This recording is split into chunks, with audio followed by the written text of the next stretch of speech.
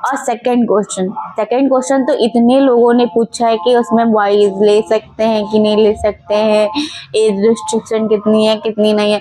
तो उसमें बॉयज ले सकते हैं। बॉयज आप लोगों को हम पार्टी से दूर नहीं रखेंगे, आप लोग भी आइए, मेडिकल की फील्ड में ज्वाइन होइए। तो हाँ, बॉयज भी ले सकते हैं। और 18+ से और 35 या 40 के समथिंग है, मैंने अभी चेक नहीं किया। तो हाँ, 35 या 35 ही है एज रिस्ट्रिक्शन। आपने 18+ हो या 35 तक ही है। हाँ, तो इतनी एज हो तो आप लोग फॉर्म डाल सकते हैं।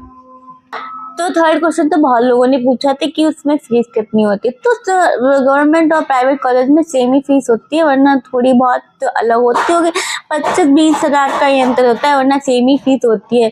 तो मेरी कॉलेज में फीस मेरी पड़ रही है 4,25,000, जिसमें से स्कॉलरशिप भी आ जाएगी, आधी स्कॉलरशिप आ जाती है आप लोगों की। तो इतना कोई बड़ा इशू नहीं है। हाँ, लेकिन अगर आप अदर फॉर्म वगैरह भी भर सकते हैं तो वो भी अच्छा है।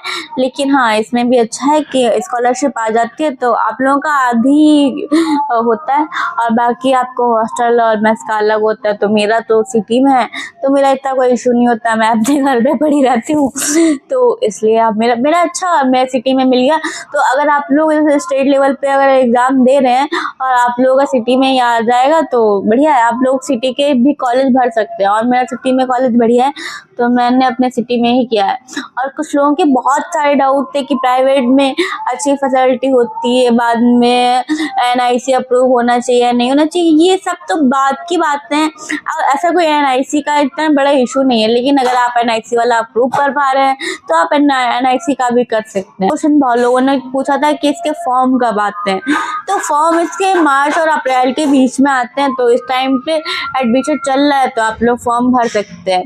और हाँ, इसमें PC भी लेना ज़रूरी है, मैथ वाले बच्चे नहीं ले सकते। ये भी क्वेश्चन बहुत लोगों ने पूछा था कि इसमें PC भी ले सकते हैं, मैथ वाले बच्चे भर सकते हैं या आर्ट्स वाले बच्चे भर सकते हैं। आर्ट और मैथ वाले बच्चे नहीं भर सकते, जिन्होंने PC भी ली है तो वही बच्चे भर सकते हैं इसमें फॉर्म।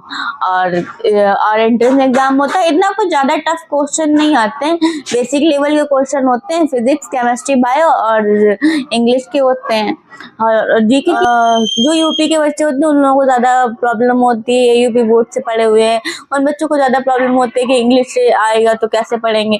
और मेरी कॉलेज में कुछ बच्चे हैं जो इंग्लिश को देख के ही भाग गए, उन्होंने दो दिन में क्लास अटेंड नहीं की, वो देख के ही भाग गए कि इंग्लिश में पढ़ना होगा।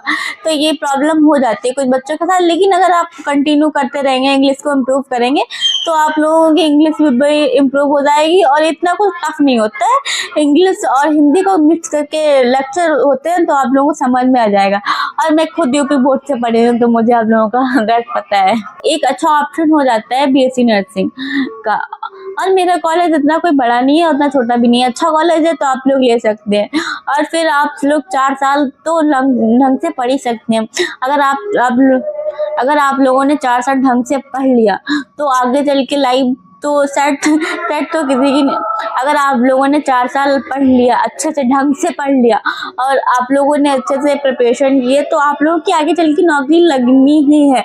अगर आप कोई भी सब्जेक्ट ले रहे हैं, कि जैसे कि अगर मैथ ले रहे हैं, तो अगर कोई भी कोर्स वगैरह हुआ, अगर आप अच्छे से पढ़ रहे हैं तो आपकी जॉब तो लगनी है। और BSc नर्सिंग आजकल बहुत स्कोप में भी चल रहा है।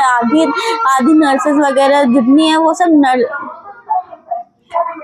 हॉस्पिटल में जितना केयर वगैरह होती है वो सब नर्सेज ही करती हैं। तो इसमें नर्सेज में बहुत स्कोप है। तो अगर आप लोगों को इंटरेस्ट हो तो आप लोग कर सकते हैं। तो आज के लिए इतना ही।